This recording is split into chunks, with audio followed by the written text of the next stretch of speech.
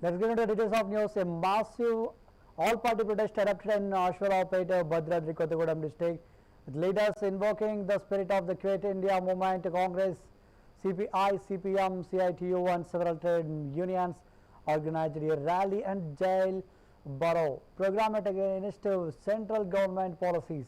The demonstration saw large participation from workers and activists marching through the town's main streets with slogans against rising essential commodity prices, changes in labor laws and privatization of public sector units. Leaders condemned the centre's decision as anti-people, hurting farmers, workers and ordinary citizens. They warned that unless the government withdraws its labor and public hostile measures, protests would intensify further.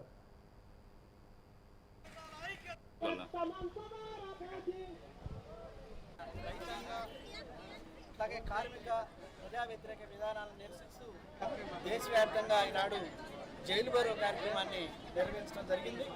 అందులో భాగంగా లక్ష్మీపేట మండల సెంటర్లో కూడా భారీ ఎత్తున ఈ యొక్క కార్యక్రమం నిర్వహించడం జరిగింది.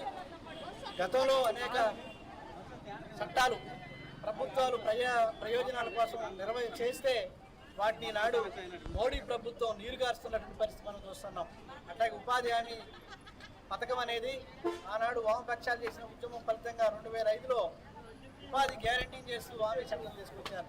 ఆ చట్టాన్ని ఈనాడు బీబీజీ రామ్జీ అనే పేరుతోటి ఈనాడు నీరుగార్చేటటువంటి తెరలేపినటువంటి పరిస్థితి. అట్లాగే కార్మిక వర్గం అనేక వందల సంవత్సరాలు వేల మంది రక్తతర్పణ చేసి సాధించుకున్నటువంటి 29 కార్మిక వర్గ చట్టాలని 4 కోళ్లుగా ఈనాడు విభజించి ఈనాడు కార్మికులు సంఘం పెట్టుకునే స్వేచ్ఛ లేకుండా అట్లాగే 8 గంటల పని దినాన్ని 12 గంటలకు పెంచుతూ ఈనాడు కార్మిక వర్గం యొక్క హక్కుల్ని కాలరాసే పద్ధతులు ఈనాడు మోడీ ప్రభుత్వం అనుసరిస్తూ ఉంది. అట్లాగే వ్యవసాయ రంగం ఈనాడు